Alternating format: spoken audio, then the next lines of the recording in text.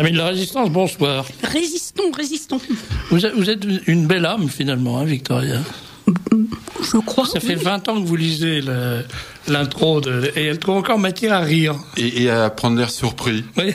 Serge de Béquetch, ma parole. Mais un peu plus, j'annonçais Jean Ferré. Et elle le est encore papier plus... n'était pas le bon. Mon Dieu. Et elle est encore plus surprise d'ajouter, et avec l'assistance de Victoria. Quelle surprise. Étonnant. Bravo, félicitations. Monsieur Goffman, bonsoir. Bonsoir Serge de Béquetch, bonsoir aux auditeurs. Tris. Ah bon, et pas de... les auditrices, elles se sauvent. Et le troisième sexe. Ah, dis donc, quant aux auditrices, elles se sauvent à toutes gens. Pourquoi? À cause du livre. Ah, le livre qui bat ta femme. De votre petit camarade, là. Elles ont peur. Bon, alors, c'est pas mon ami. Hein. Est-ce que je peux remercier les très nombreux auditeurs, on est à plusieurs centaines, qui ont acheté mon livre « Bat ta femme tous les jours », alors qu'il est uniquement Est-ce qu'ils sont en vente. passés à la pratique? Ça, il faut qu'ils me le disent, mais il y en a quelques-uns qui me le disent. Je reçois des lettres, c'est très touchant, je reçois des lettres de 5 à 10 pages. Donc j'ai vraiment, surtout de messieurs pour le moment. Avec des détails. Et donc j'ai l'impression d'avoir mis le doigt sur un sujet sensible, c'est le cas de le dire.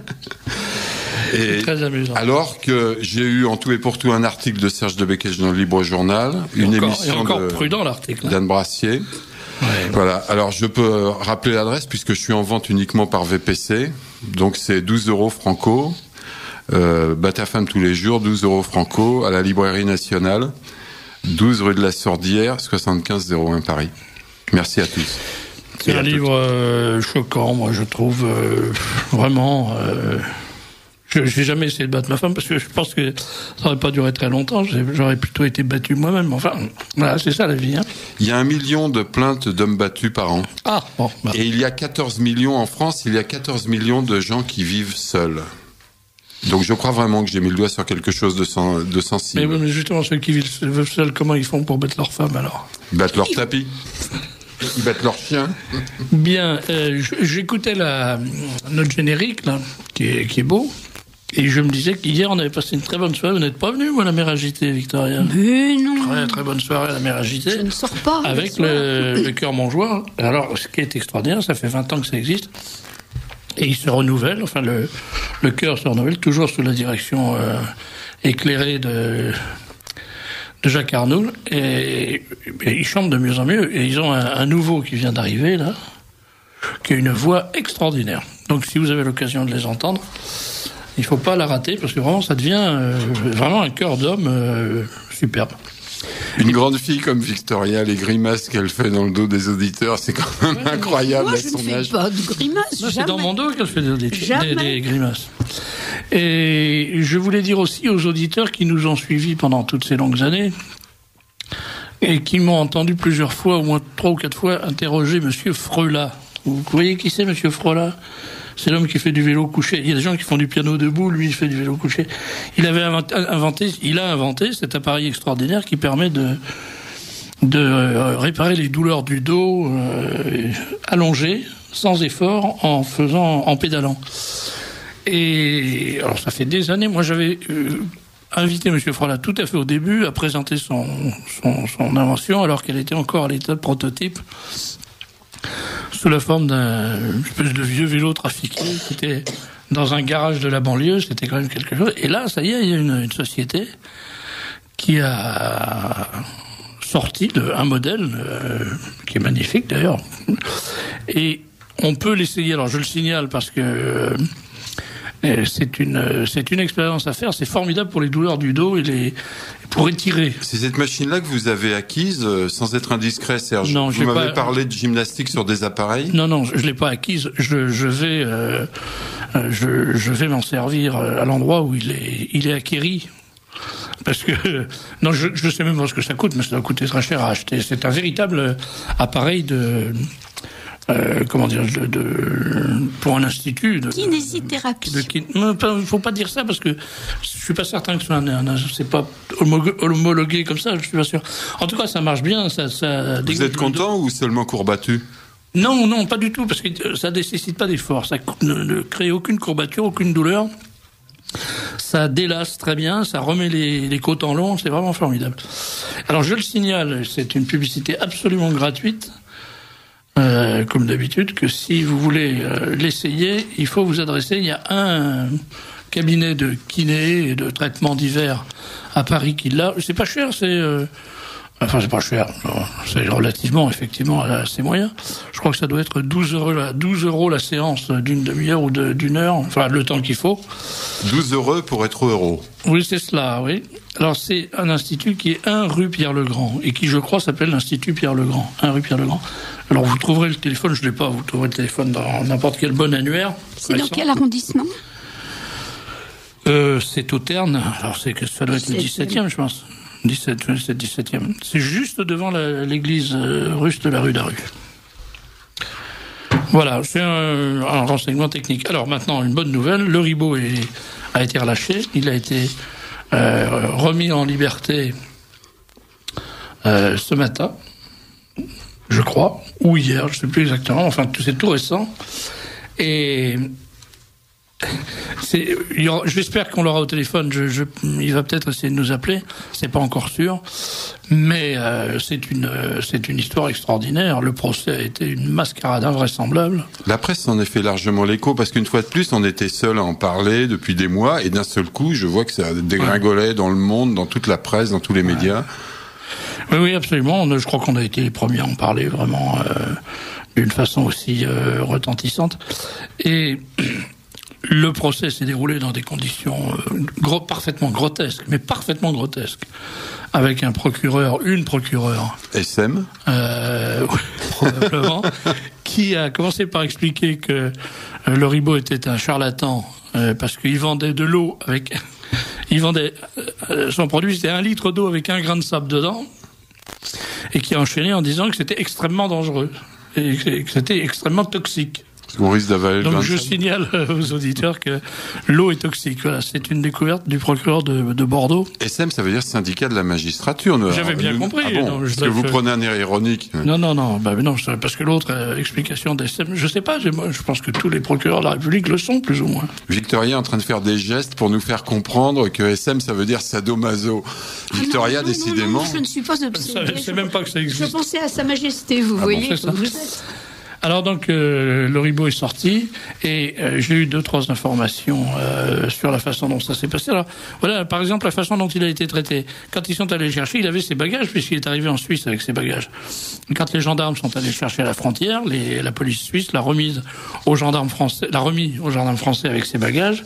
Les gendarmes français ont collé les valises dans le coffre de leur voiture et ils l'ont emmené faire une première halte dans une première gendarmerie et là ils ont abandonné les bagages de le ribot dans la première gendarmerie qui était à Annemasse je crois parce que ça tenait trop de place dans leur coffre et ils ont été volés dans la nuit évidemment. Non. Et ils ont emmené le ribot ensuite à Bordeaux, ce qui fait que maintenant de Bordeaux il va falloir qu'il retourne à Annemasse pour récupérer ses valises. Et autre détail, il est resté 3 jours sans pouvoir manger quoi que ce soit. Pourquoi ? Parce que les gendarmes qui s'occupaient de lui, quand il a dit au bout de 24 heures, écoutez, je pourrais peut-être avoir quelque chose à manger, un petit morceau de quelque chose, lui ont dit, mais il n'y a pas de problème, vous avez de l'argent ? Alors, il a dit, non, j'ai pas d'argent, puisque ils sont dans les bagages que vous avez déposés dans l'autre gendarmerie. Moi, j'ai plus du tout d'argent. Mon argent est là-bas. Et alors, il dit, si vous n'avez pas d'argent, vous mangez pas. Ils sont allés déjeuner, dans leur coin, en l'enfermant, en l'attachant selon la bonne règle, avec les menottes au radiateur. Il est resté 3 jours absolument sans manger. Le jour de son procès, il a assisté à tout le procès sans avoir mangé depuis 3 jours. Enfin, depuis 2 jours, il a repassé la journée. Et ensuite, quand il a été renvoyé dans sa cellule le soir à l'issue du procès, naturellement, dans les prisons, maintenant, c'est un peu comme dans les hôtels de luxe. À partir de 22h, on ne sert plus dans les chambres. Et donc, il n'a même pas pu avoir un plat de viande froide. Donc, il est resté encore... Non, mais ça a l'air de rien, mais je ne sais pas si vous vous rendez compte l'état psychologique dans lequel peut être un homme qui a vécu ça. Oui, affronter un procès après 3 jours de jeûne. Ouais. Mais enfin, le principal, c'est qu'à la gendarmerie, quand un gendarmerie... Oui, les autres se marrent aussi bien. Et finalement, ils l'ont relâché avec les vêtements qu'il porte depuis son arrestation, c'est-à-dire, je sais pas, ça fait une dizaine de jours qu'il a les mêmes vêtements. Et comme ils lui ont pris naturellement ses lacets et sa ceinture, parce qu'on ne peut se suicider qu'avec des lacets ou une ceinture. On sait ça depuis longtemps. Donc il est sorti de prison avec une ficelle autour de la taille et des chaussures sans lacets. Il faut, Serge, mentionner un détail quand même. Ce monsieur dont on vient de raconter comment il a été traité pour son procès, avant d'être jugé, il est entre autres un expert judiciaire international. Il a permis, avec une technique de son invention, d'élucider l'affaire Chanal et plusieurs centaines d'autres. Et accessoirement, ce qu'on lui reproche, c'est l'exercice illégal de la pharmacie. Pour ça, il a pris 1 an, dont 6 mois ferme. Et 30 000 € d'amende. Bon, les 6 mois ont quand même été abrégés. Non, c'est couvert par la préventive. Ah, voilà. Puisqu'il a passé plusieurs mois en prévention. Et jusqu'au dernier moment, il n'était pas sûr d'être libéré, puisque le parquet français ne prétendait ne pas retrouver. C'est quand même extraordinaire. Mais vraiment, vous savez, il y a des moments où on se pose des questions. Hein. Le parquet en France a dit « Mais nous n'avons pas la preuve que M. Le Ribot a bien été en préventive en Suisse. » Alors qu'ils sont allés chercher à la prison en Suisse. Et donc on n'avait pas la preuve. Donc on ne peut pas considérer que cette préventive en Suisse fait partie de la peine. Enfin voilà. J'espère qu'il viendra nous raconter tout ça à l'occasion. Et moi, j'espère qu'on va pas aller tout de suite en cabane, parce que je m'attends à être encore plus maltraité. Oui, c'est probable qu'on sera encore plus maltraité, mais on verra bien. Oui, le procureur, c'est Madame Vigneault, s'appelle Maude. Rien à voir avec Maude Marin, je m'empresse de le préciser. Maude Marin, qui est avocate et non pas procureur, et qui est adorable, et non pas Vigneault. Voilà, alors, si vous voulez entrer en contact avec Loïc Le Ribot par l'intermédiaire de l'association qu'il défend, eh bien, on vous donnera, je l'ai pas sous les yeux là, mais on vous donnera plus tard l'adresse et le numéro de téléphone de l'association. Voilà. Alors, dans la série des annonces préalables, parce que je fais un peu, non pas de bouche-trou là, mais on attend notre invité qui est Pierre Routier, géologue. Et en attendant qu'il soit parmi nous, et on a aussi un appel téléphonique surprise de l'autre bout du monde, de l'autre bout de la planète, si tant est qu'une planète est un bout, voire deux. Mais avant, je voudrais vous faire un vif reproche, mon cher Patrick. Vous êtes accusé par un auditeur une auditrice de faire de la publicité mensongère. Et j'en ai la preuve, puisque cette auditrice qui s'était imprudemment abonnée au Libre Journal en croyant que c'était la semaine de Suzette, sur la base des propos que vous teniez dans cette émission, nous a prié d'annuler son abonnement,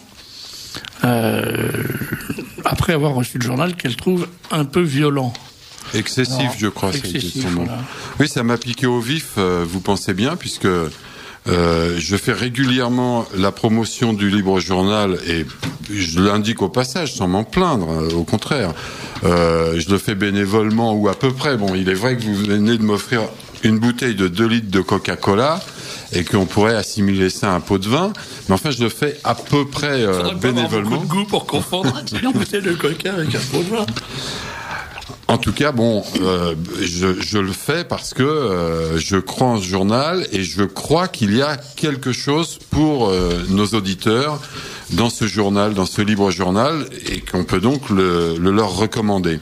Alors donc je présente mes regrets à cette auditrice. Si je lui ai vendu un éléphant blanc ou un piano, elle a trouvé que le journal était excessif, extrémiste, je pense, par rapport à l'émission. Alors c'est vrai que ce journal est un peu plus dur, un peu plus teigneux et combatif encore que l'émission, qu'on se laisse aller un peu plus, mais ce désabonnement immédiat d'une auditrice m'a permis, même obligé à me poser la question suivante.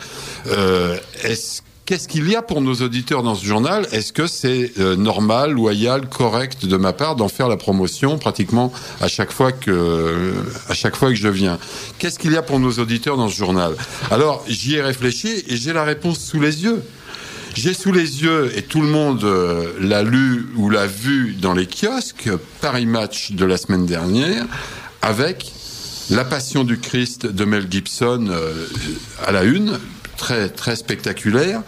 Et juste à côté, j'ai la une du Libre Journal du 21 novembre 2002, il y a plus d'un an, il y a environ 1 an et demi, et c'était la même passion de Mel Gibson qui était la une. C'est-à-dire que nos auditeurs, ou plus exactement les lecteurs du Libre Journal imprimé, ont été tenus informés depuis 1 an et demi des aventures extraordinaires de Mel Gibson et de son film La Passion du Christ, qui sont aujourd'hui, on peut plus ouvrir une radio, une télévision ou lire un journal maintenant sans entendre parler de ce film. Ils se mettent à en parler tous en même temps après avoir fait le blackout complet, après nous avoir laissés seuls avec notre ami Daniel Amiche de Légitimiste et quelques autres à raconter les aventures de ce film. Nos lecteurs, et c'est pour ça que je pense qu'il est légitime de proposer ce journal ici. Nos lecteurs suivent les aventures de Mel Gibson et de La Passion depuis plus d'1 an. Nous en avons fait un feuilleton. Nous l'avons mis à la une de notre numéro 278 du 21 novembre. De même, un dernier exemple rapidement, de même que nos lecteurs sont les seuls, avec ceux de Rivarol qui a bien voulu reprendre cette information quand même sensationnelle sur les dizaines d'islamistes qui sont dans les zones de sécurité de Roissy et d'Orly. On va certainement en faire un énorme boucan dans tous les médias dans 3 mois, dans 6 mois ou dans 1 an. Pour l'instant, seuls nos lecteurs suivent cette affaire, ce scandale terrifiant des islamistes dans les zones de sécurité à Roissy-Orly. Alors, donc, après réflexion, je renouvelle mes regrets à la lectrice qui a pensé que nous étions la semaine de Suzette. Et aux autres, je dis, si vous voulez un spécimen du Libre Journal, comme par exemple le numéro 315 qui vient de paraître, ou le général Gallois nous explique pourquoi l'immigration-invasion est un désastre national, où nous reproduisons le sermon du Père Argouarche pour l'anniversaire de Louis XVI, et où François Brignot nous explique pourquoi un bien pourrait sortir de l'affaire Le Pen en PACA. Donc, si vous voulez vous procurer ce spécimen, vous envoyez un carnet de timbres, et pas 3 timbres, s'il vous plaît, ou bien 5 €. Si vous voulez vous abonner pour 1 an, vous envoyez 110 € à l'adresse que je vais donner, papier-crayon. SDB, 4 place France List, 75 010 Paris.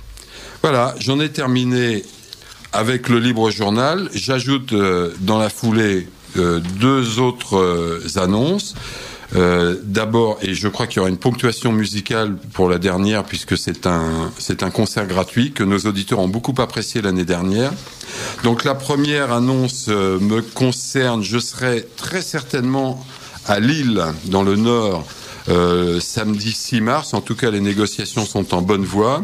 Je prendrai part et je prendrai la parole au dîner de Flandre Identité. Donc les auditeurs de Lille et de la région qui sont intéressés téléphonent à Xavier au 06 79 72 33 50.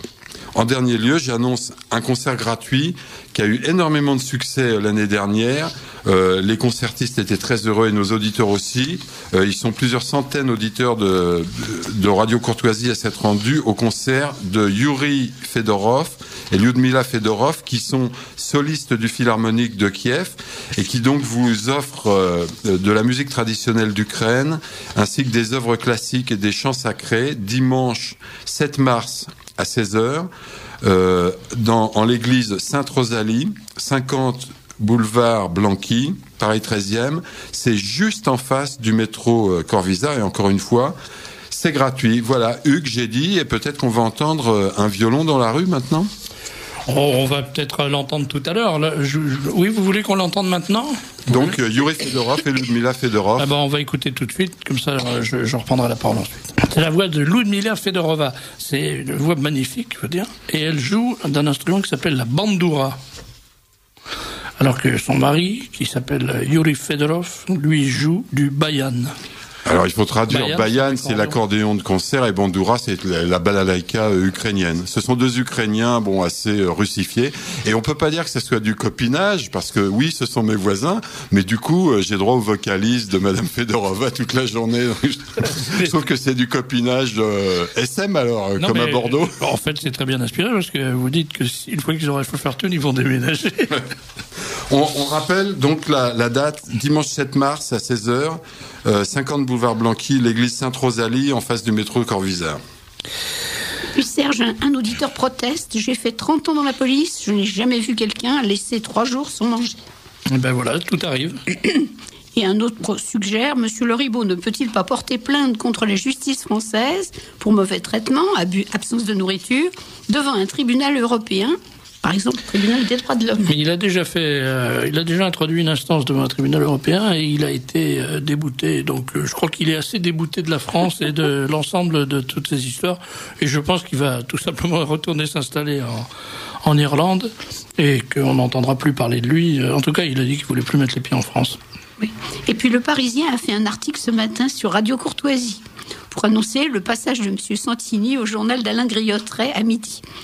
Dernière ligne de l'article, fondée par le royaliste Jean Ferré, cette radio est réputée pour n'être pas indifférente aux thèses des diverses chapelles de l'extrême droite. Ça va faire plaisir à Santini. C'est-à-dire que... Il y a Copé. Radio Courtoisie, il y a Copé qui était là la semaine d'avant, mais Radio Courtoisie, elle a un cahier de charge qui est ouvert à toutes les droites. Donc effectivement, toutes les chapelles de la droite, y compris ces chapelles que les gens du Parisien appellent extrêmes. Mais il faut dire qu'on a vite fait d'être extrême en ce moment. Par exemple, dans l'histoire de la Passion, le film de Mel Gibson. Rassurez-vous, je ne vais pas apprendre le sujet de mon camarade Daniel, que je viens d'avoir au téléphone. Il était à Bordeaux pour donner une conférence. C'est vraiment le commis voyageur. Il a publié un livre ou je rêve? Ça y est, justement. Son livre vient de paraître. Et c'est un livre fait d'une façon très intelligente, comme tout ce que fait Daniel. C'est-à-dire qu'il n'a pas fait de 10 grands discours. Il a fait la Passion de Mel Gibson de A à Z. Autrement dit, il a classé par ordre alphabétique tous des notices sur les événements, les personnages qui évoluent autour de cette affaire du film. C'est très intéressant. Ça permet d'avoir une vue très complète de tout ce qui a été fait autour de ce film, de tout ce qui a été fait pour l'empêcher de se réaliser ou pour se réaliser vraiment, et pour l'empêcher d'être distribué ensuite ou pour être distribué. C'est vraiment très très intéressant, très complet. Et puis surtout, il y a beaucoup d'anecdotes qui sont stupéfiantes. Alors Daniel l'a déjà dit plusieurs fois, mais enfin, il y a quand même une chose surprenante, c'est l'histoire de cet assistant du réalisateur qui a été frappé 2 fois par la foudre pendant le tournage et qui s'en porte pas plus mal. Alors, on connaît assez peu de gens qui ont été frappés une fois par la foudre et qui s'en tirent, mais 2 fois, ça relève de l'exploit. Et puis il y a beaucoup d'anecdotes très très amusantes avec par exemple les comment dit-on, les figurants qui étaient chargés de jouer la foule qui conspue le Christ et qui lui jette des pierres pendant la marche au Golgotha. Alors ces pauvres figurants, c'est des Italiens catholiques très fervents. Et alors ils jouaient leur rôle et immédiatement après ils allaient prier pour se faire pardonner d'avoir jeté des pierres au Christ. C'est vraiment un film dont l'histoire du tournage est passionnante. Et c'est un film qui est un signe de contradiction. Et en plus qui repose sur un argument, moi, qui me paraît quand même ahurissant. C'est-à-dire, on nous dit, le fait d'accuser... Alors, là, il faut faire très attention à ce que je veux dire, parce que, non pas les Juifs, mais des Juifs. Alors déjà, on dit d'accuser les Juifs d'être responsables de la crucifixion. Personne n'a jamais prétendu que les Juifs étaient responsables de la crucifixion. On dit que des Juifs ont livré le Christ aux Romains pour qu'ils le crucifient. Voilà la vérité historique. Des Juifs, les Juifs du Sanhédrin. Bon. Alors on nous dit ça, c'est de l'antisémitisme. Mais je voudrais faire remarquer une chose. Personne n'oserait me dire que je suis anticatholique si je dis que des clercs, des prêtres catholiques, ont livré Jeanne d'Arc aux Anglais pour la brûler. Ça vous arrive de critiquer des clercs catholiques, il me semble. Et ça m'arrive assez souvent. Mais c'est pas ça qui fait de moi un anticatholique. C'est pas parce qu'on dit les catholiques ou des catholiques ont livré Jeanne d'Arc aux Anglais pour la brûler qu'on est anticatholique. Et donc c'est pas parce qu'on dit des Juifs ont livré le Christ aux Romains pour le crucifier qu'on est antisémite. Donc là, il y a un mensonge fondamental. Il y a une accusation honteuse et scandaleuse qui est portée contre les catholiques d'être antisémites pour cette raison-là. Alors que c'est pas un signe d'antisémitisme. J'irai au surplus que si on est antisémite, alors on est vraiment des fous furieux, puisque ça voudrait dire qu'on déteste la famille humaine dans laquelle le Christ est incarné. Il faudrait vraiment être des tordus pour ça. Hein, pour avoir tué. Autrement dit, on serait antisémite parce qu'on reprocherait aux Juifs d'avoir tué un Juif. Il faudrait m'expliquer ce truc-là, il y a quelque chose que je comprends pas bien. Vous savez, cela dit, on voit l'enragement de l'adversaire dans cette histoire. Et on le voit parce que leur comportement, c'est un comportement de fous furieux. Ceux qui sont contre la diffusion de ce film, qui l'accusent d'être un film antisémite. Par exemple, ils disent que le père de Mel Gibson est révisionniste. Bon, d'abord, c'est son droit d'être révisionniste, mais en plus, je vois pas ce que le fait que le père de Mel Gibson ait les pieds plats, ou ait des cheveux roux, ou soit chauve, a à foutre avec avec l'œuvre de Mel Gibson. C'est deux choses totalement différentes. On voit bien qu'on est dans un amalgame tordu, vicieux, morbide, sale. On essaye d'attirer le jugement des gens sur des voies erronées, sur des voies fausses. Le fait que le vieux père de Mel Gibson, encore que d'être vieux c'est pas une tare, mais dise que lui, il pense pas que les choses se soient passées historiquement exactement comme on le raconte, ne change rien au fait qu'il y a un film, ne rejaillit pas sur le film de son fils. Autrement, il faudrait supposer que, comme le dit l'Évangile, les parents ont mangé des raisins verts et les enfants en ont eu les dents agacées. Mais c'est une histoire, encore une fois, c'est une histoire de corne-cul. Ça tient pas debout. Je peux ajouter un mot, Serge ? Ouais.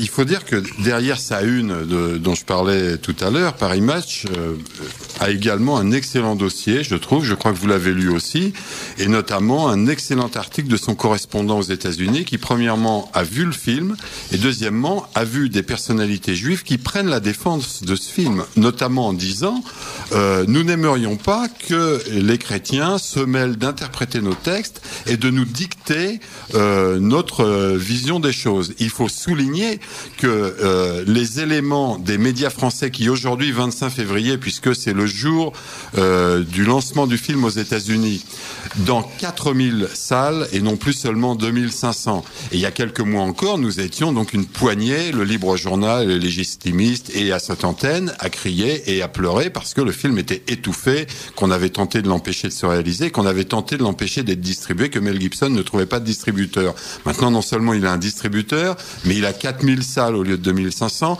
et il a déjà réalisé 32 millions de dollars de bénéfices le jour où le film sort. C'est quand même une victoire fantastique. Et cette victoire, à mon avis, elle est possible parce que, comme vous le laissez entendre à l'instant, Serge, c'est une minorité d'extrémistes, que ce soit le B'nai B'rith ou l'Anti-Defamation League, suivi de quelques suiveurs mitrés ou non, ou dans les médias, mais qui sont une minorité, qui ont prétendu empêcher un acteur et un cinéaste catholique de présenter dans un film la version catholique qui ressemble beaucoup à la réalité historique, je crois, et qui est même identique à la réalité historique dans ce film. Vous êtes en train de feuilleter le Paris Match, il y a une photo de toute beauté avec les responsables du Sanhédrin qui ont comploté la mort du Christ. Moi, je voudrais, pour finir, faire référence à un livre dont j'ai pu parler quand il est sorti il y a 3 ans sur cette antenne avec Grâce et Anne Brassier, avec son auteur Jacques Paterno.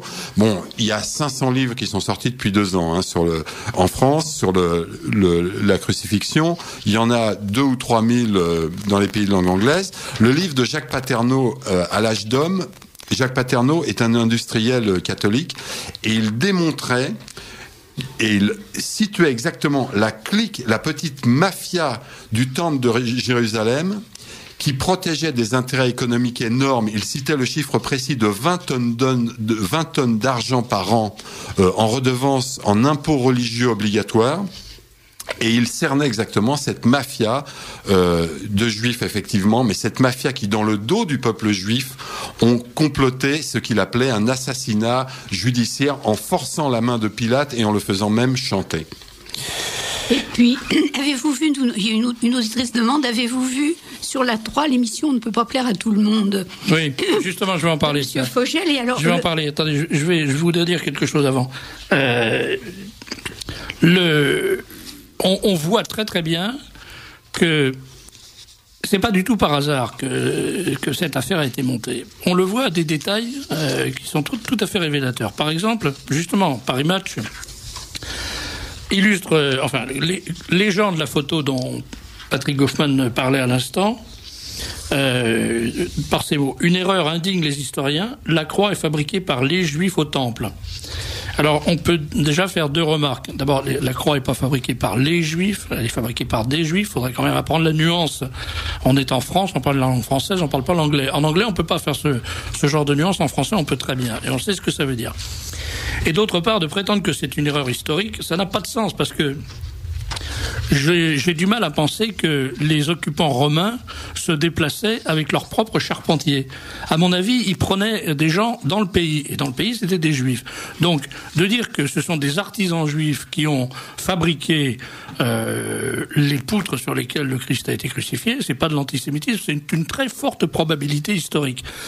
Mais cette sottise qui est écrite par Image, elle est reprise mot pour mot dans le Parisien, aujourd'hui, qui dit, alors c'est extraordinaire, la même chose exactement, c'est-à-dire que cette information, ce mensonge historique indigne les historiens. Alors très franchement, si la seule chose dans le film qui indigne les historiens, qu'on ait prétendu que des Juifs avaient fabriqué la croix du Christ, on peut dire que c'est quand même pas un grand crime. Forisson, Mel Gibson, c'est pas le même combat. Vous allez avoir du mal à faire croire que c'est la même chose. Bon. Je voudrais dire autre chose. Il y a un papier qui coiffe le dossier de Paris Match et qui est signé par Alain Genestard, qui est probablement un des personnages les plus nocifs de la presse française. Eh bien, Genestard... Oui, mais comme il n'a pas vu le film, vous comprenez bien. Justement, c'est ça. Genestard nous dit... Il fait un édito complet sur le film en disant que c'est probablement un film antisémite. Et alors il découvre, lui qui doit être catho à peu près comme mon chien, il découvre que c'est l'homme qui a tué le Christ, il y a 2000 ans, accomplissant ainsi un crime contre lui-même, contre l'humanité. Mais ça, c'est de la crétinerie. C'est de la crétinerie, c'est pas un crime contre l'humanité, c'est un crime contre Dieu. C'est un déicide, ça n'a rien à voir. Et justement, ce que dit Genestard, ça c'est bien à propos de Franck-Mac, ça veut dire que s'en prendre à Dieu, c'est s'en prendre à l'homme. Autrement dit, c'est une façon de diviniser l'homme. Et voilà, le débat sur ce film, il porte là-dessus. Il porte sur la conception de Dieu et de l'homme par rapport à Dieu. Et nous pensons que Dieu est Dieu et que l'homme n'est que l'homme. Et que quand on tue Dieu, on fait pas un crime contre l'humanité, on fait un déicide qui est infiniment plus grave et plus lourd dans ses conséquences. Mais la couronne de tout ça, si j'ose dire, c'est que Genestard, à la fin de son papier, il dit qu'il n'a pas vu le film. Alors, de qui se moque-t-on dans cette histoire? Qu'est-ce que c'est que cette espèce d'escroquerie qui consiste à blatérer et à déblatérer sur le contenu d'un film qu'on n'a même pas vu? Ce type se fout de notre gueule. Il faut quand même dire les choses clairement. Il y en a marre de se faire traîner dans la boue par des types qui parlent sans savoir de quoi, qui disent n'importe quoi, qui obéissent à des mots d'ordre. On leur dit, voilà, ce film sera antisémite. Et tous, ils partent derrière, comme des petits soldats au combat, en disant c'est un film antisémite. C'est invraisemblable. Le résultat, parce que ça serait ça, je m'en fous après tout, toute cette bande de larbins, toute cette valtaille du Sanhédrin, j'en ai strictement rien à foutre. Mais la vérité, c'est qu'en face de ça, tout le monde est à plat ventre. Et la France va être le seul pays où ce film ne sera pas diffusé. Il ne sera pas distribué parce qu'il n'y a pas un seul cinéaste en France qui a les cojones de distribuer le film. Mais quelle honte! Vous vous rendez compte dans quel pays on vit aujourd'hui? Un pays de lopettes, c'est tous des dégonflés, des lâches. Il y a 600 000 personnes qui font la loi en France. Qu'est-ce que c'est que ce merdier? Mais c'est pas possible. On peut pas accepter ça. Ce film doit sortir. Et vraiment, il faudrait lancer un gigantesque boycott des salles de cinéma. Il faudrait que nous, en tout cas, on s'abstienne d'aller au cinéma pendant au moins... Moi, j'y vais jamais, donc ça me privera pas beaucoup. Enfin, ceux qui y vont pourraient s'en priver pendant des mois pour dire à ces gens-là, vous avez des salles de cinéma, vous diffusez les pires ordures, des films de cochonneries, des saloperies invraisemblables comme l'espèce de film de cette toquée de Breya et tout, immondice, pendant un film pendant lequel pendant 1h30, on voit un type contempler une femme dans son intimité la plus intime. Et le rôle étant joué par cette espèce de gros porc de Rocco Siffredi, vedette du cinéma porno. Alors, ça sort partout. Il y a des papiers dithyrambiques dans toute la presse. Oui, mais personne ne va le voir. Mais la Passion du Christ est interdit. Mais vous n'avez pas honte, bande de... Oui. Serge, je comprends mal. Malade de colère dans cette histoire. Je comprends mal que vous soyez tellement en colère. Si, pour une fois que nous sommes... Vous vous trompez, Patrick, je vous l'ai dit. On l'écrit dans le journal. Dans le prochain numéro du journal, on affronte nos opinions. Vous dites que c'est un bien, que le film fera un malheur en France. Je vous dis, c'est pas vrai. Ce film est un film interdit, c'est un film maudit. Et tout le système s'emploiera, toute cette valtaille, tous ces larbins, tous ces sicaires du Sanhédrin s'emploieront pour que le film ne soit pas diffusé. Mais Serge, est-ce que ça situe... Oui, alors je reprends, je m'étonne de votre colère dans la mesure où j'ai l'impression que pour une fois, nous sommes du côté du manche. Non, pendant un an et demi, nous prêchions dans le désert pour ce film et c'est un blackout total. On verra. Et d'un seul coup, c'est à la une partout. Alors, assorti comme d'habitude de commentaires désagréables. Mais vous savez que le plus grave, c'est le silence, c'est la conspiration du silence. Ce que vous êtes en train de me dire, c'est que finalement, l'idéal, c'est qu'on nous crache dessus, qu'on nous insulte pourvu qu'on parle de nous. Mais moi, je suis pas d'accord. C'est Sacha Guitry qui l'a découvert. Oui, mais Sacha Guitry, c'est pas le bon Dieu. Mais il est pas bête quand même. Mais je me fous de ces histoires, c'est pas vrai. Quand vous voyez le Christ est sali, les chrétiens sont insultés à longueur de page dans une presse pourrie, par des journalistes pourris, et il faudrait qu'on s'en félicite et qu'on dise qu'on a gagné parce qu'on parle de nous.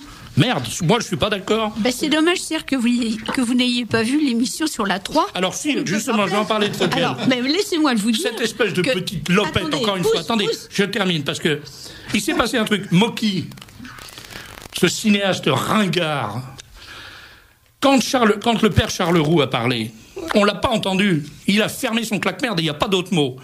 Personne n'a bronché. Et quand ce vieux saint prêtre de 91 ans a été parti, Mocky a dit « Ah, le vieux, s'il est plus pédophile, c'est parce qu'il est trop vieux pour ça, cette espèce de porc. » Et c'est ça qu'on a à la télé, et ce petit merdeux de Fogiel, c'est ça qui sort. Et il n'a pas bronché, ils ont tous ricané comme des... Mais vous croyez pas qu'on en a marre de tout ça, de ces cochonneries? Oui, mais vraiment, c'est insupportable, enfin.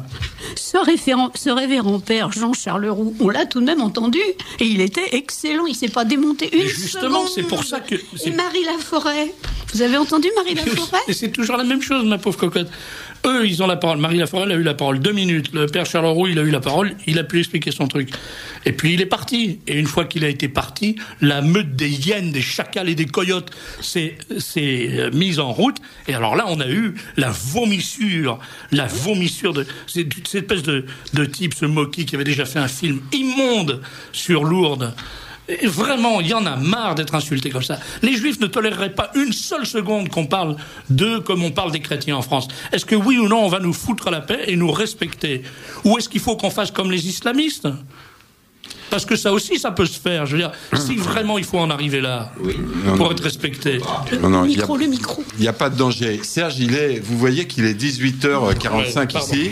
Il est midi 45 sur la côte est des États-Unis. Et en ce moment même, La Passion du Christ de Mel Gibson est en train d'être projetée dans 4000 salles, avec plus de la moitié. Mais aux États-Unis, nous exprimions depuis des mois nos craintes que, premièrement, le film ne se réalise pas, et quand il a été réalisé par-dessus tous les obstacles, qu'il ne trouve pas de distributeur. Nous l'avons dit et répété. Il avait là-bas des ennemis plus puissants encore qu'ici. Les ennemis de ce film sont plus puissants là-bas qu'en France. Non, je suis pas d'accord. Mais Serge, je suis pas d'accord aussi bien placée qu'elle soit, une minorité reste une minorité. La majorité est chrétienne dans le monde entier. C'est vous qui faites une confusion. Justement, vous faites la confusion qu'il faut pas faire. Parce que quand vous dites la minorité est plus puissante aux États-Unis qu'en France, ça veut dire que, en fait, vous prenez compte du fait que la minorité israélite est plus nombreuse et plus puissante aux États-Unis qu'en France. Mais c'est pas eux du tout qui sont en cause. C'est pas eux du tout. Je suis absolument convaincu que l'immense majorité des Juifs de France se contrefoutent absolument de cette histoire. C'est pas eux qui sont en cause. C'est pas eux qui instrumentent l'interdiction de ce pays. De ce film dans notre pays. C'est un tout petit noyau de mafieux ténébreux qui a asservi une bande de larbins journalistiques. Voilà la vérité. Donc, il faut arrêter de nous présenter cette histoire comme une espèce de débat entre les Juifs de France et les catholiques de France. C'est pas ça, c'est pas à ce niveau-là que ça se passe. C'est au niveau d'une petite mafia qui a dit « on fera ce qu'on veut ». Et la meilleure preuve, c'est que Mme Chemla, sur son site internet, elle se félicite de ce que, et c'est elle qui emploie le mot de lobby, ait obtenu l'interdiction en France de la projection du film de Mel Gibson. Il n'est pas interdit. Mais ça revient au même. Que vous me faites rire, il n'est pas interdit. S'il n'y a pas un mec qui le diffuse, c'est exactement comme s'il était interdit. La Nef, le mensuel La Nef pense qu'il devrait être diffusé en juin 2004. Est-ce que vous voulez faire un pari, Serge, devant nos centaines de milliers d'auditeurs? Je ne fais pas de pari sur des sujets comme ça, mais moi je vous dis qu'il ne sera pas diffusé, ou il sera diffusé dans une salle à Paris. Il faudra qu'avec Daniel Amiche, on fasse une organisation associative pour pouvoir le projeter dans les salles paroissiales, à condition que les curés le laissent faire. Et ce moi, qui n'est pas prouvé. Alors moi, je ne parie pas non plus, puisque vous ne voulez pas, mais je vous dis que ce film sera un triomphe dans le monde entier. et que nous sommes du côté du manche et qu'il n'y a vraiment pas de quoi se mettre en colère. C'est pas du côté du manche, c'est pas le problème du côté du manche. Le problème, c'est que ça sera peut-être un triomphe aux États-Unis, je ne sera pas dans le monde entier, parce que je peux vous dire que dans les pays arabes, en Afrique et en Asie, ils s'en contrefoutent, mais donc ça sera un succès peut-être aux États-Unis, peut-être dans certains pays d'Europe, mais en France, c'est un film qui sera interdit. Or, il y a une dimension... comment dirais-je, une dimension surnaturelle dans cette affaire, une dimension eschatologique qui oppose cette dimension eschatologique, elle est liée au fait qu'il y a une opposition fondamentale entre la destinée de l'Israël vétérotestamentaire et talmudique et la destinée de la France, fille aînée de l'Église. Ça, je le dis depuis des années, c'est un antagonisme fondamental, un antagonisme surnaturel. Et pourquoi le système veut-il absolument interdire la diffusion de ce film en France? C'est à cause de ça. C'est parce que ce film, il est d'une certaine manière aussi important que le Saint-Suaire. Et on voit bien que le déchaînement contre le film est le même que celui qui a été instrumenté contre le Saint-Suaire au prix de tous les trucages, de tous les mensonges, de toutes les corruptions, y compris les corruptions des plus grands savants du British Museum, pour essayer de faire croire que le Saint-Suaire est un faux, alors que tout démontre que c'est une vraie relique de la Passion du Christ. Voilà, je pense qu'on est en dehors, si vous voulez, de ces considérations d'affrontement économique ou même d'affrontement de force. On est dans un combat qui est de dimension surnaturelle. Voilà. C'est mon opinion, hein, je peux me tromper, mais c'est mon opinion. Les derniers petits commentaires. Une auditrice sur TF1, Claire Chazal, a dit que Mel Gibson réécrivait les évangiles. Elle réécrit son prompteur, elle. C'est incroyable. Aux informations de 20h sur la 2, hier, la commentatrice a prétendu que les intégristes catholiques aux États-Unis avaient acheté tous les billets du film La Passion. Mais non, ce sont les églises protestantes en majorité. Oui, mais elle voulait dire chrétien. C'est n'importe quoi. Alors, donc, Corpus Christi, dont un réalisateur a été invité sur France 2 pour commenter le film, il a été dit par des historiens théologiens que la crucifixion existait aussi dans le passé chez les Juifs. Ce matin, Radio Notre-Dame a annoncé que Mel Gibson avait, sous la pression, supprimé le passage « Le sang retombera sur vos têtes ». Matthieu 25-27. Que le sang de ce juste retombe. Matthieu dit que les Juifs, au moment de la crucifixion, dit que son sang retombe sur nos têtes. Et bon, c'est Saint Matthieu qui le dit. Et Gibson, par un geste de bonne volonté, a trouvé que, étant donné qu'il ne citait pas la totalité des évangiles, si cette phrase vraiment rapportée par Saint Matthieu était de nature à choquer gravement, il pouvait la supprimer, ce qu'il a fait. Ce qui est bien la preuve d'ailleurs que la volonté n'est pas d'affronter, de dénoncer les Juifs comme déicides. Il est évident que mon petit voisin, M. Cohen, c'est pas un assassin du Christ. Enfin, vraiment, il faut être tordu pour avoir des idées pareilles. Mais c'est vraiment des idées tordues. Je suis chrétienne, dit cette auditrice d'origine juive, et il y en a marre de cette minorité juive qui parle en son nom propre et non au nom des Juifs de France. Voilà, exactement. Ils prétendent parler au nom des Juifs de France. Une auditrice nous dit, Luc Besson a affirmé qu'il se chargerait de la distribution de ce film. Et voilà. Exact. Je l'ai entendu, attendez, je l'ai entendu sur Europe 1, moi aussi. Mais il y a une semaine. Serge. Et depuis, plus personne n'en a parlé. Ça va venir. Serge, n'oubliez pas qu'il y a l'espérance. Priez, il peut y avoir des miracles. Jeanne d'Arc disait, les hommes d'armes combattent et Dieu donne la victoire. Si on ne combat pas, on n'aura pas de victoire. Voilà. Le ciel, c'est pas un distributeur de faveurs. Et n'oubliez pas que le pape, après avoir vu le film, a dit « c'est comme c'était ». Ça s'est passé ainsi. Lui, il a vu le film, ça fait une deuxième différence avec Jeunesse Star. Est-ce qu'on a quelqu'un au téléphone? Non, pas encore. Bon, alors. Est-ce que je peux vous dire aussi, je vous posais une question à propos des mésaventures de Jean-Marie Le Pen. Un auditeur vous demande, est-ce lui qui a provoqué l'incident? Est-ce une racaillerie de la République? Ou encore, n'est-ce pas que les gens de la droite, de la bande des quatre, l'ont fait exprès pour exaspérer l'électorat lepéniste et faire voter à tout va, c'est-à-dire repasser la patate chaude à la droite nationale, vu que le pays est devenu ingérable. Je vais vous dire historiquement comment ça s'est passé. C'est extrêmement simple et c'est extrêmement navrant. Il y a eu une réunion qui s'est passée à Nice, en petit comité. Il y avait à peine une dizaine de personnes avec Jean-Marie Le Pen pour étudier les conditions de sa candidature à Nice, en PACA. Au cours de cette réunion, quelqu'un a fait remarquer qu'il y avait un danger de voir la candidature de Jean-Marie Le Pen repoussée du fait que l'adresse ne permettait pas d'obtenir un reçu fiscal. À ce moment-là, quelqu'un a dit, mais c'est pas un problème puisque de toute façon ça a déjà été accepté lors des élections précédentes, ça sera accepté cette fois aussi. C'est d'ailleurs pas à nous de soulever ce genre de questions. On ferme le dossier. Le lendemain, Forcari dans Libération sortait l'affaire. Ça veut dire qu'il y a quelqu'un qui a assisté à cette réunion, qui était présent à cette réunion, et qui a informé Forcari de Libération. Voilà comment l'affaire a éclaté. À partir de là, évidemment, toute la presse s'est emparée de l'affaire, et bien évidemment, les autorités préfectorales ne pouvaient pas faire autrement que d'appliquer, d'une façon stupide et bornée, le règlement qui a empêché Jean-Marie Le Pen d'être président PACA. Voilà. Comment ça a commencé comme ça? Je n'ai toujours pas compris, monsieur de Beketch. Je ne comprends pas. Monsieur Routier. Jean-Marie Le Pen a été élu précédemment dans cette région. Bon, à ce moment-là, il avait déposé un dossier. Quelle est la différence de législation ou de réglementation entre cette première élection et celle à venir? Il n'y a aucune différence, mais comme le dit Le Pen lui-même parfois, dans la loi française, nul ne peut se prévaloir de sa propre turpitude. En gros, on pourrait dire que c'est passé une fois, mais c'est pas passé la deuxième. Et quand il a dit au tribunal administratif, enfin la dernière fois ça a été accepté, le tribunal a répondu oui, ça aurait dû être refusé.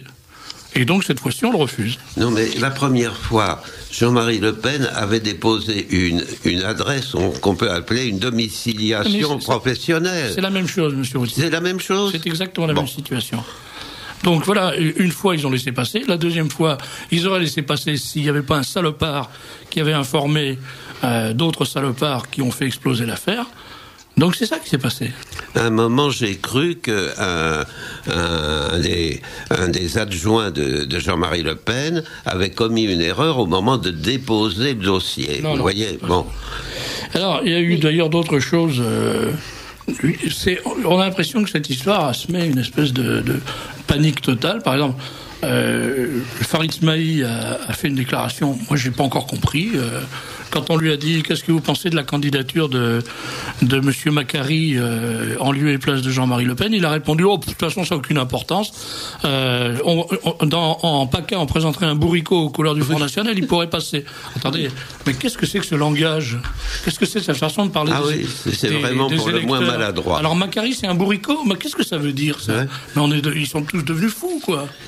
Est-ce que vous me permettez de citer les propos de M. Macari lui-même sur France Info il y a 2 jours, même s'ils sont un peu choquants pour moi-même, pour nos auditeurs. M. Macari a dit à France Info, je le cite, « Je ne peux me réjouir des nouvelles charges qui m'incombent.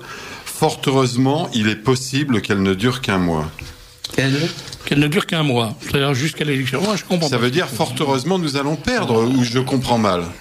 Ou qu'il espère encore un autre recours?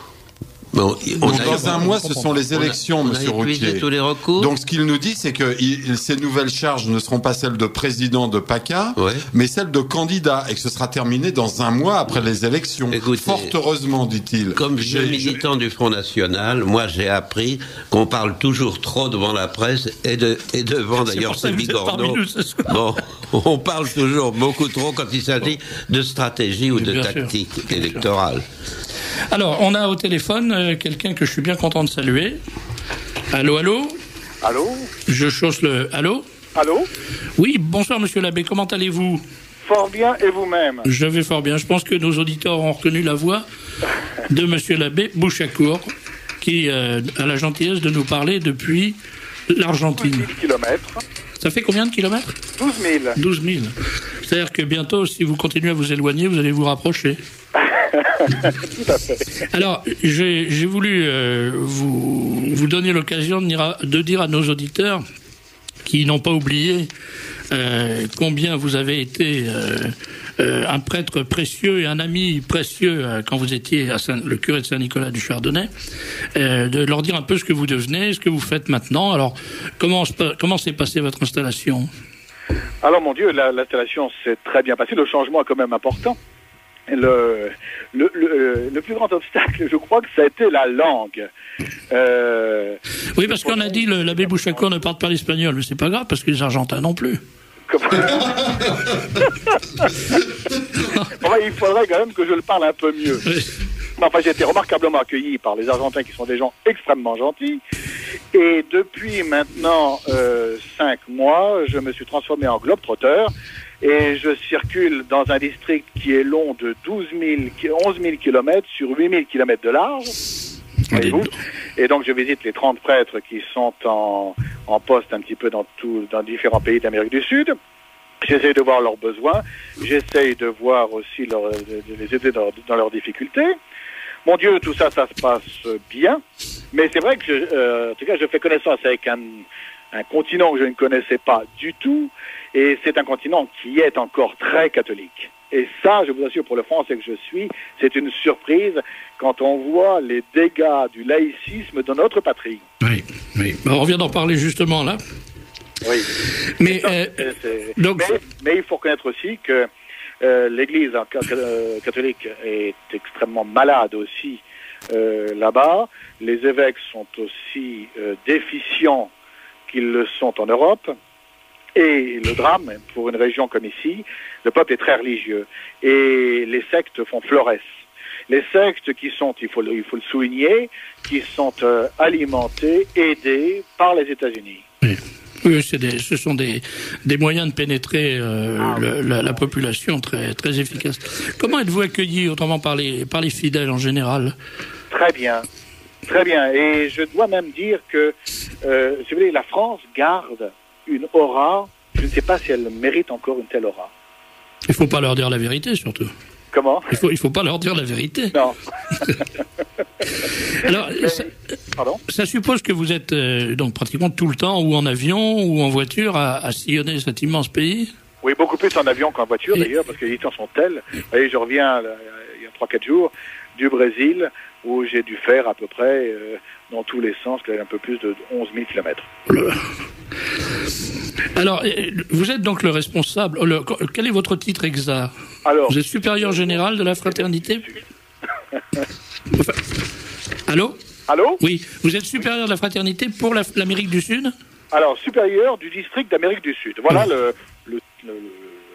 la responsabilité, si vous voulez. Ça englobe donc, comme le nom l'indique, tous les pays d'Amérique du Sud. Alors, c'est tous les pays, enfin là où on a des prieurés, donc au Chili, au Colombie, en République dominicaine, en Argentine, qu'est-ce que j'ai encore oublié? Je crois que c'est à peu près tout. Alors j'ai une mauvaise nouvelle pour vous, c'est que si vous voulez évangéliser le Brésil, il va falloir apprendre le portugais. Alors ça, honnêtement, j'y renonce. Non pas d'évangéliser le Brésil, mais de parler portugais. Et dans la tournée que j'ai faite l'autre jour, j'ai pris un interprète avec un Français qui est lavé la bouche et qui a traduit tous mes propos. C'est pas trop pénible cet éloignement parce que vous avez vécu tellement longtemps à Paris. C'est pas. Vous le vivez comment? Écoutez. Ce serait parfaitement stupide de dire que ce n'est pas un arrachement. C'est un arrachement, parce que, mon Dieu, la France, c'est un pays qui m'a nourri. J'étais extrêmement attaché à cette paroisse de Saint-Nicolas qui m'a tellement donné. Mais vous savez que je suis très heureux là sur l'Amérique du Sud. Mais c'est difficile, l'apostolat est difficile. Si vous voulez, en France, on pêche au filet. En Amérique du Sud, on pêche à la ligne. Ah oui. Alors, en plus, le lac est quand même beaucoup plus grand. Hein. Un peu plus grand. Parce que là aussi, il y a le drame un peu, c'est que les gens sont encore, comme là en France, il y a peut-être 20 ans, 30 ans, font encore confiance aux évêques et ont peur des sentences qu'ils peuvent prononcer. Et vous n'avez, j'imagine, que des relations extrêmement distantes avec les conciliaires. Si vous voulez, je souhaiterais, moi, qu'ils ne serait-ce que les approcher pour leur dire ce que nous sommes. Mais ils font preuve, à notre égard, d'un sectarisme absolument effrayant. Oui. Effrayant.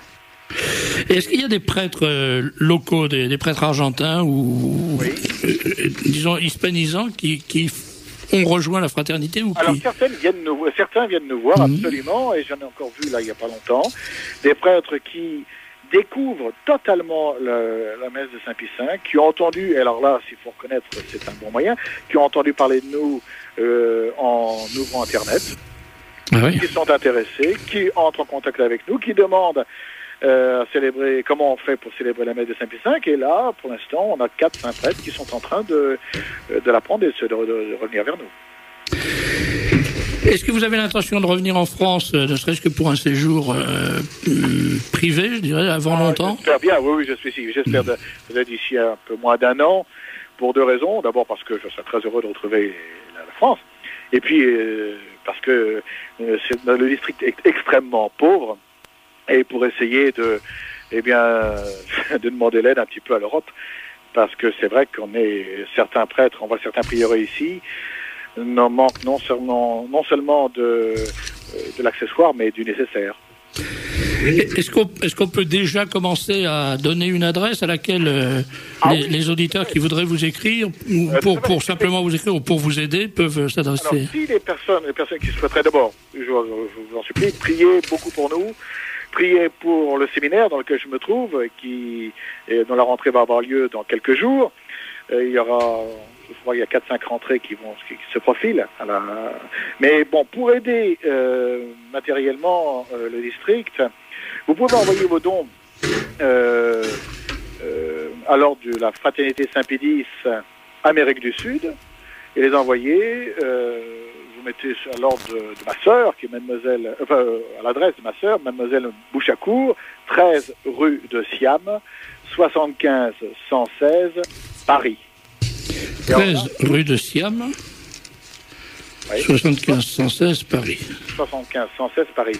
Et là, mon Dieu, tout suit. Bien, écoutez, je ne vais pas vous retenir plus longtemps, je sais que vous avez de très nombreuses obligations. En tout cas, la France est toujours aussi belle. Oh, oui. Elle est un peu moins depuis que vous êtes parti, mais enfin, on trouvera quelqu'un pour vous remplacer. Et puis vraiment, de tout notre cœur, on vous souhaite une réussite entière dans votre nouvel apostolat. Toutes mes amitiés à vos auditeurs, à vous-même, et à tout, mon Dieu, à tout le monde. Merci, monsieur l'abbé. Merci, monsieur l'abbé. Au revoir, monsieur l'abbé. Merci. Voilà, vous écoutez Radio Courtoisie, ma parole. Absolument. Enfin, moi, je suis en train d'y parler. Vous l'écoutez. Donc, c'était monsieur l'abbé Bouchacourt, ancien curé de Saint-Nicolas du Chardonnay, aujourd'hui supérieur du district Amérique du Sud de la Fraternité Saint-Pédis. Je ne sais pas si on se rend bien compte, d'ailleurs, ce que signifie le fait d'être supérieur du district Amérique du Sud. C'est une responsabilité littéralement gigantesque, effrayante. Et vous avez pu entendre que l'abbé Bouchacourt a gardé cette gaieté qui était tellement un bonheur quand on le voyait à Saint-Nicolas, cette espèce de sainte gaieté. Sa paroisse a drôlement grandi d'un seul coup. Oui, ça ressemble à un miracle. Vous auriez dû, monsieur de Beketch, lui demander s'il avait vu des gauchos, s'il était allé rencontrer des gauchos. Et des mineurs, parce que là, il y a une population qui est probablement très intéressée par ce dont l'abbé Bouchacourt s'occupe. Pierre Routier. Très probablement. Alors, monsieur Routier, puisque oui, c'est vrai que comme géologue, ce sont des questions... Les mineurs ont souvent peur dans leur mine, et ils se tournent vers le divin. Ils ont bien raison. Ils ont bien une déesse à eux, Pachamama, mais ça ne leur suffit pas tout à fait. Des garanties un peu plus solides que ça. Oui. Donc Pierre Routier, je suis content de vous recevoir. Vous avez écrit un livre qui s'appelle Des cailloux et des hommes et qui est sous-titré Mémoire d'un géologue nationaliste. Alors ça paraît que c'est un peu comme, je sais pas, on pourrait dire... parachuté, plombier, zingueur, artiste, ou je sais que c'est curieux, géologue nationaliste. Oui. Est-ce que ça a de l'importance quand on est nationaliste d'être géologue ou d'être nationaliste quand on est géologue? Oui, quand un géologue qui est un vrai géologue et donc a beaucoup voyagé, qu'il a traversé de nombreux pays, qu'il a pris des contacts avec des populations variées, qu'il soit nationaliste n'est pas anormal, c'est même dans l'ordre des choses. Moi, j'ai eu à travailler dans 37 pays, sur les 4 continents, n'est-ce pas, à l'exception de l'Antarctique, et partout, enfin dans de nombreux pays, j'ai vu que les peuples souffraient de régimes tyranniques. Bien. Je me suis pas privé tout de même d'aller dans ces pays, car il aurait été stupide de n'y pas aller sous prétexte de pureté morale, puisque j'avais besoin scientifiquement d'aller dans ces pays pour examiner des gisements de métaux. Alors quand on a voyagé sous de nombreux régimes, si j'ose dire, qu'on a écouté les souffrances, j'avais beaucoup de collègues en Tchécoslovaquie ou ailleurs qui m'ont dépeint les vices du régime dans lequel ils vivaient, et on pense un peu plus à son propre pays. Et c'est ainsi une des raisons pour lesquelles je me suis intéressé de plus en plus à la dégoulinade de mon pays, et que je suis devenu nationaliste, dans un sens non belliciste certes, mais polémique et martial. Qu'est-ce que le fait d'avoir acquis une connaissance de la géologie, qui est une science, la science de la terre, la science des minéraux, est-ce que ça peut apporter quelque chose à la pensée? Je vais plus loin. Quand on comprend très bien qu'un spécialiste des animaux, par exemple, peut, à force d'observer les animaux, se dire, ben voilà, il y a des leçons de vie. Un spécialiste de la faune, de la flore, pareil, j'ai entendu souvent des spécialistes de la flore dire, on voit par exemple qu'il y a une espèce d'implacable injustice dans la flore qui fait que le grand arbre tue absolument toutes les pousses qui sont autour de lui et qu'il n'y a absolument aucune possibilité de survie. Il impose. Voilà. La lutte pour la vie. Alors, est-ce que cette pensée peut aussi venir du contact avec les pierres? Oui, là vous me prenez un peu au débeauté, mais je vais vous répondre tout de même, je crois assez correctement. La paléontologie, qui est une des branches très importantes des sciences de la Terre, nous enseigne quoi? Des choses que nous voyons tous les jours. Il y a des Bernard Tapie dans le monde animal, bon, et puis il y a des pauvres moutons qui se laissent tendre. Bien, eh bien. Ce qui est étonnant, c'est pas qu'il y ait des Bernard Tapie dans le monde animal. Ce qui est étonnant, c'est pas qu'il y ait des Bernard Tapie dans le monde animal, c'est qu'il y en ait dans le monde humain.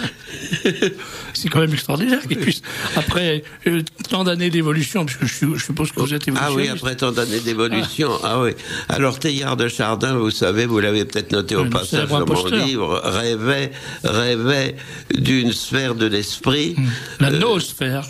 D'une noosphère, c'était le mot qu'il utilisait, et d'un point oméga, enfin des trucs assez métaphysiques, à sa manière, ou plutôt pataphysiques, mais c'était tout de même un grand croyant.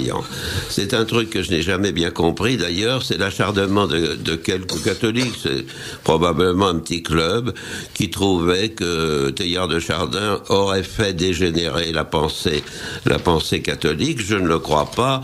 Quand on a lu quelques œuvres de Teilhard de Chardin et qu'on voit à quel point il aimait Jésus, c'est une déclaration d'amour. Il aurait fait un très bon évêque conciliaire.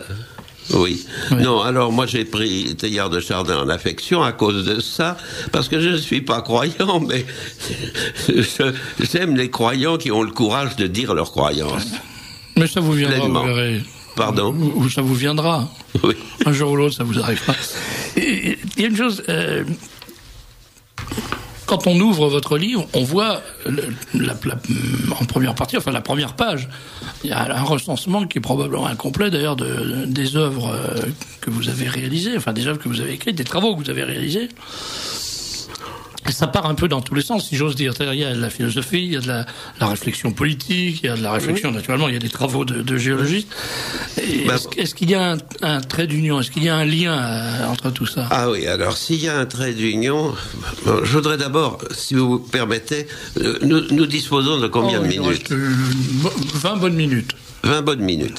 Bon, si vous permettez, je vais rappeler un peu les grandes orientations des ouvrages que j'ai publiés. Au cours de 40 ans de vie académique et de recherche, j'ai publié, disons, pour simplifier, 2 gros bouquins sur les gisements de métaux, sur la géologie des gisements de métaux. C'est un monde. Bon, vous me direz que n'importe quel domaine scientifique, dès qu'on l'explore à fond, devient un monde. Et c'est bien le cas. Tout à l'heure, j'ai beaucoup apprécié qu'on ait parlé de Ribot. J'essaierai de glisser quelque chose sur lui tout à l'heure, parce que j'ai ici, vous voyez, Monsieur de Beckett, une lettre de Ribot qui m'a comblé de joie. Je vous la montre. Vous n'êtes pas forcé de la lire au micro. C'est une vraie lettre. C'est vraiment... Il vient de prison, d'ailleurs. Alors, ça m'a donné l'occasion d'écrire dans Rivarol un petit article intitulé « Cellule 258 ». Bon, j'en reviens donc à mes écrits. Vous avez raison de souligner qu'ils paraissent un peu dispersés ou dispersifs. Bien. J'ai d'abord exercé mon métier de géologue spécialisé dans ce domaine, qui enseignait ce domaine à la Faculté des sciences de Paris, devenue tristement une université polydisciplinaire en 1968, qu'on a appelée l'université Pierre et Marie Curie.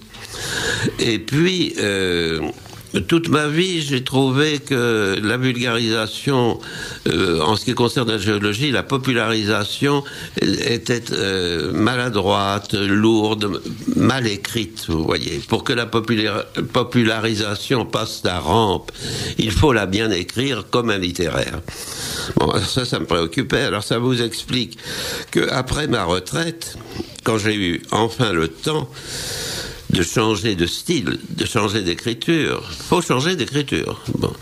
J'ai écrit 2 bouquins de vulgarisation, dont un qui a eu un bon succès aux éditions Belin, intitulé Voyage au monde du métal, Invention et aventure, où vous trouvez des personnages aussi intéressants que Périclès et que Phidias, et des thèmes aussi intéressants que l'ascension de la cité-État d'Athènes grâce à l'argent qui était à 30 km à l'est de cette ville, au Lorion.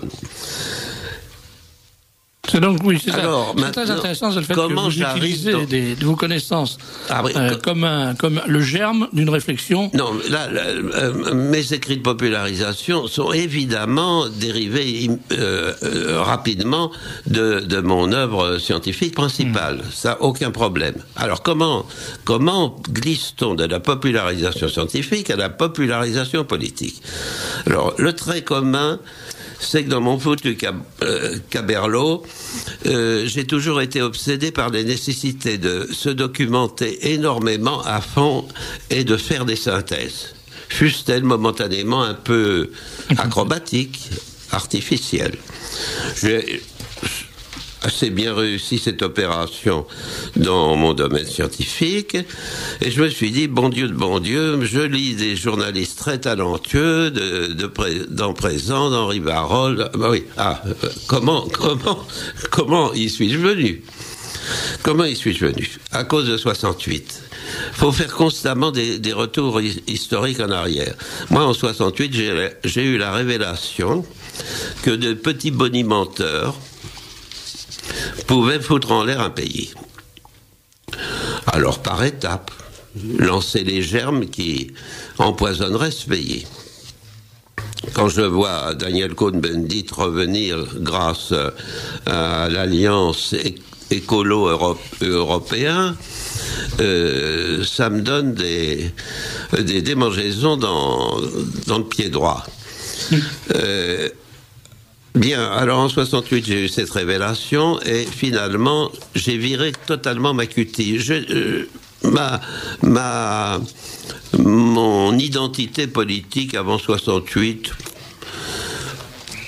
je ne saurais très bien la définir. J'étais un gars un peu méfiant à l'égard du pouvoir, qui se répète souvent que tous les pouvoirs ont une fâcheuse tendance à en abuser. Bon. Mes parents, quand j'avais 16 ans, 17 ans, étaient plutôt de gauche, mais faut se remettre dans l'époque. J'ai 87 ans aujourd'hui, monsieur de Beckett. C'est étonnant, vraiment. Vous m'avez interrogé ici sur un ouvrage de popularisation politique qui s'appelait Contrepoison, oui. Il y a probablement 7 ans. Oui. publié modestement aux éditions nationales à 500 exemplaires, parce que j'espère que vous parlez de temps en temps du lot des auteurs d'extrême droite, puisque j'en suis un, de leur triste lot.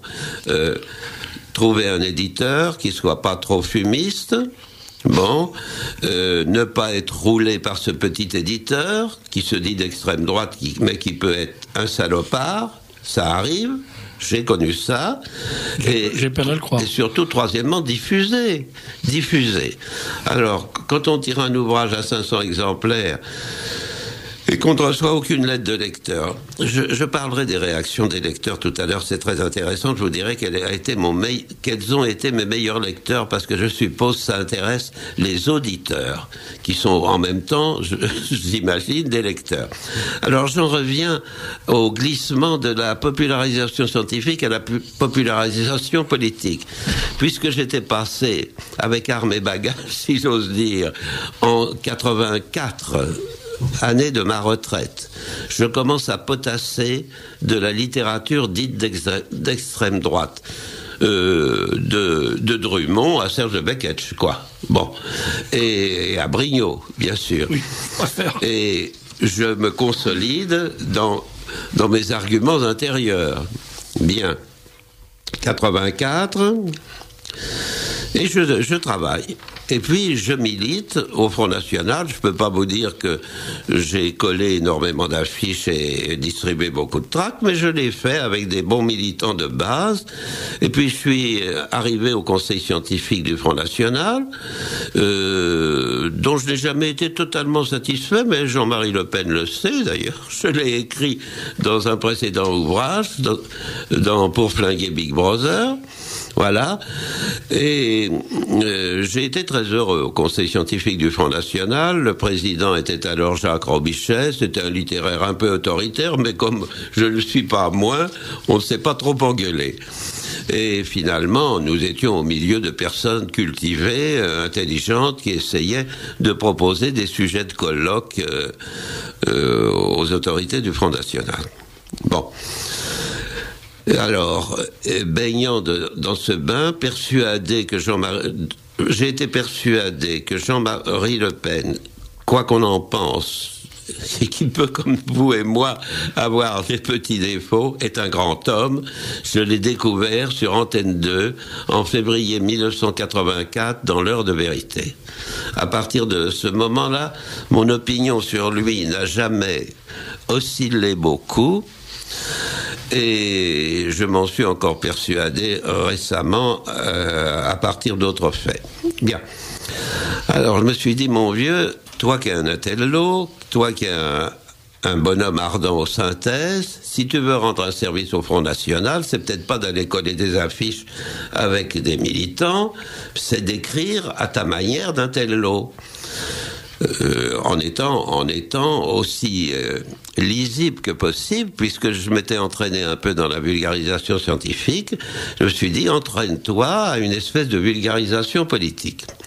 Ça a engendré Contrepoison, donc, qui était un ouvrage naturaliste. Voilà un mot qu'il faut pas que j'omette de prononcer. Naturaliste, parce que autrefois j'ai fait une agrégation de sciences naturelles, et il n'y a pas que la géologie qui m'intéresse, vous pensez bien. Tout à l'heure vous avez parlé des êtres vivants. Et de l'importance de la paléontologie qui nous donne sur l'histoire, sur notre histoire, des éclairages si puissants.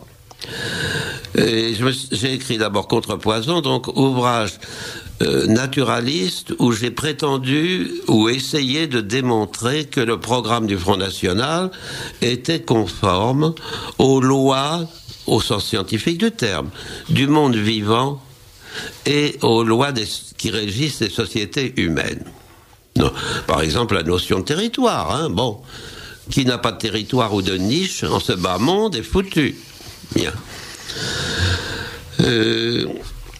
Les travaux de Konrad Lorenz, notamment sur... Pardon. Les travaux de Konrad Lorenz sur le territoire. Parmi les nombreux éthologues qui ont rendu grand service. Et puis je me suis dit, glisse un peu plus vers le politique, et j'ai écrit un bouquin pour lequel un certain De Beketch a écrit un compte-rendu dans le Libre Journal, que vous aviez intitulé, monsieur De Beketch, que vous aviez intitulé « Routier écrase bébé ». Routier écrase Big Brother. Ah, c'était gentil. Ça m'avait épaté et terrifié à la fois. Mais hélas, je ne l'ai pas écrasé. Il n'est pas prêt de l'être complètement. Néanmoins, bon, enfin, c'est un autre sujet. Savoir s'il régresse ou s'il progresse. On le saura à la fin. Pour l'instant, c'est très difficile à dire. En tout cas, le livre était extrêmement... En d'autres termes, les glissements, ou plutôt l'espèce d'excessive variété qu'il y a dans mes publications, s'explique par des glissements, des adaptations progressives, et la prise de conscience, fondamentalement la prise de conscience que quand on est retraité d'une science, il est plus utile d'informer ses concitoyens dans le domaine politique que de continuer à bricoler dans cette science. Voilà. Alors, il y a un autre aspect de votre personnalité, mais je voudrais pas qu'on l'évoque ce soir. Je voudrais vous demander de revenir pour en parler plus longuement, parce que c'est tellement extraordinaire. C'est-à-dire que quand on vous entend, quand on voit le géologue, le savant, on peut employer le mot, l'intellectuel, vous dites vous-même, l'écrivain, l'homme de réflexion, et qu'on sait ce qui s'est passé en 1949, quand vous êtes évadé de Nouvelle-Calédonie, je trouve que ce serait intéressant que vous nous racontiez cette partie de votre personnalité, parce que mais pas ce soir. Je voudrais que vous reveniez pour ça, qu'on prenne un peu de temps, parce que c'est tellement, à mon avis, c'est tellement important de montrer combien chez un homme de réflexion, un homme de cabinet, un homme de recherche, et puis un homme de science, il y a aussi la dimension d'un baroudeur, d'un personnage totalement inattendu, qui joue un rôle dans la fabrication du personnage. J'aimerais bien que vous reveniez pour nous raconter ça. Vous racontez très bien, et c'est... Volontiers. En revanche, pour terminer, ce que je voudrais vous demander, c'est de nous parler de Claude Allègre. De Claude Allègre, parce que vous l'avez très bien connu. Oui, alors, commençons par le sujet le plus drôle. Alors, je voudrais ajouter un mot, si vous permettez, avant. Oui. C'est que, curieusement, ça va peut-être vous choquer, je me demande si Claude Allègre ne vous ressemble pas un petit peu. Je ne sais pas si c'est... Pas physiquement, je veux dire. Mais dans une espèce je vais vous dire en quoi de liberté de la parole, de liberté de l'expression, il y a cette espèce d'amusement permanent. Je vous réponds. Voilà. Je vous réponds. Alors, je vous réponds... puisque votre dernier mot est à propos de Claude Allègre, je vais vous dire la grande différence qu'il y a entre nous. C'est, premièrement, que Claude Allègre était dans le milieu académique un serial killer.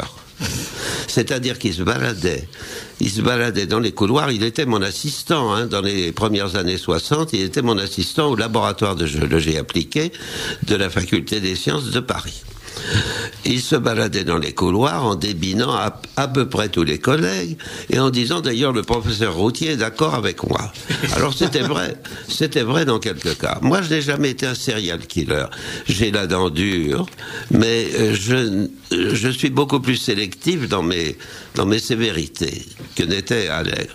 Il a réussi à démolir ou à freiner ainsi un bon nombre de gars et il a réussi à imposer sa propre petite équipe qui est devenue rapidement plus ou moins un gang. Bon, il est parmi les gangs et les talibans aussi, parce que c'est un autre aspect. Il y a une autre différence entre Claude Allègre et moi, considérable. C'est que vous n'êtes pas socialiste. Il est crypto-trotskiste. Oui, je ne pensais même plus à celle-là. Monsieur Routier, on dit que c'est un crypto-trotskiste de la secte Lambert. Est-ce que vous avez des lumières sur Non, ce je bruit? n'ai pas de lumière, parce que nous ne parlions pas de politique quand il était dans le laboratoire que je dirigeais.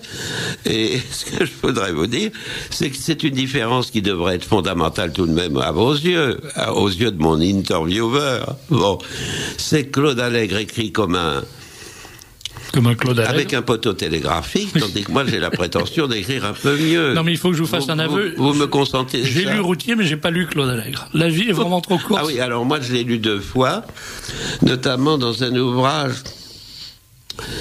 Ah, bonsoir, le titre m'échappe pour l'instant, que Monsieur Balladur avait emporté en vacances à Chamonix. Oui, mais vous savez, en montagne, quand on n'a pas l'habitude, alors c'est dur de dormir. Ça remonte à une dizaine ou une douzaine d'années. Bon, un ouvrage de géologie où Claude Allègre prétendait raconter l'histoire de la Terre et un peu du monde vivant, mais le monde vivant, il est beaucoup moins doué pour ça. Non, sans une figure. Vous imaginez un livre de géologie sans une figure? La géologie sans figure, ça parle pas. Voilà, c'est pour ça qu'il y en a quelques-unes dans des cailloux et des hommes. J'aime bien le titre d'ailleurs.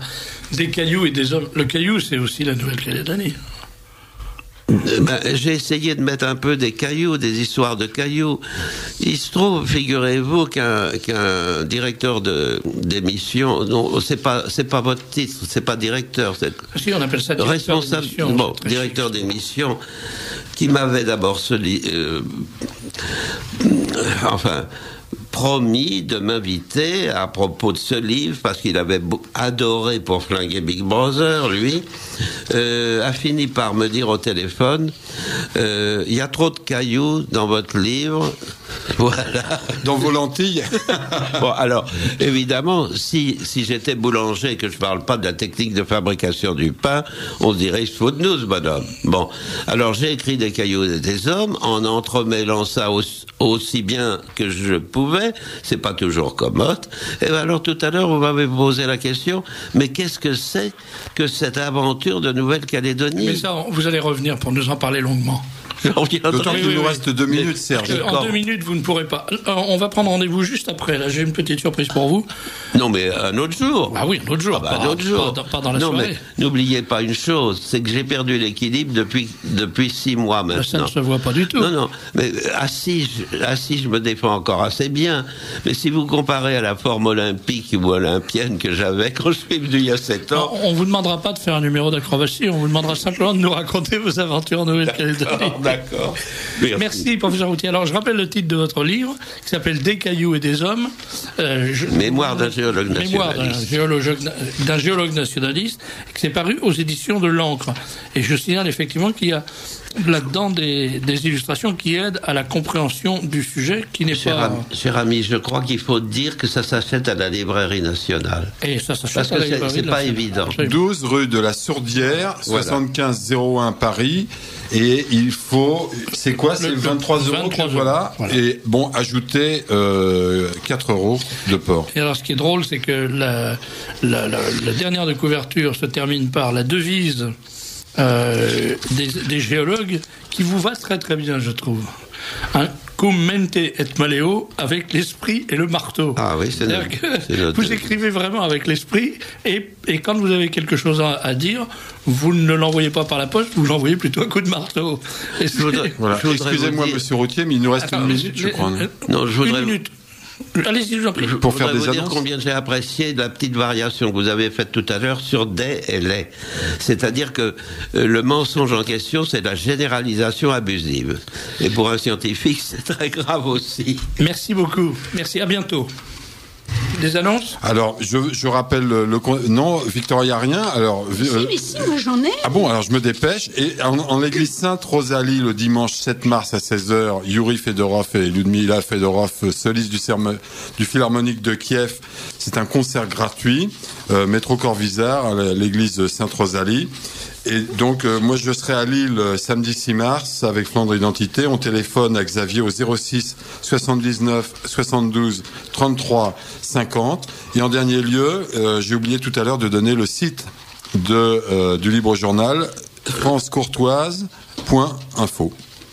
Alors, samedi prochain, 28 février, de 15h à 18h30, la librairie France Livre accueillera Daniel Amiche à l'occasion de la parution de son livre « La passion de Mel Gibson de A à Z ». Librairie France Livre, 6 rue du Petit Pont, Paris 5e. Les rencontres culturelles de Paul Biller sont consacrées le samedi 28 février à Saint-Martin-de-Porès. Rendez-vous à 15h, café Le Bourbon, 1 place du Palais Bourbon, métro Assemblée nationale. Pour aider les chrétiens de la Terre Sainte à s'y maintenir au lieu d'émigrer, l'Ordre du Saint-Sépulcre de Jérusalem organise 2 journées d'entraide, 48 heures pour la Terre Sainte Elles ont lieu le samedi 5 et le dimanche 6 mars à la maison paroissiale de Saint-Jean-Baptiste de Grenelle, 15 place Étienne Pernet, Paris 15e. Pour le 41e anniversaire de la mort du colonel Jean-Bastien Thierry, fusillé le 11 mars 1963 au fort d'Ivry, sa famille, ses amis et le cercle Jean-Bastien Thierry vous invitent à venir au cimetière de Bourg-la-Reine pour une cérémonie du souvenir, le dimanche 7 mars à 15h, et à participer à la messe qui sera célébrée en la chapelle Notre-Dame-des-Armées, 4 impasse des Gendarmes à Versailles, le jeudi 11 mars à 19h.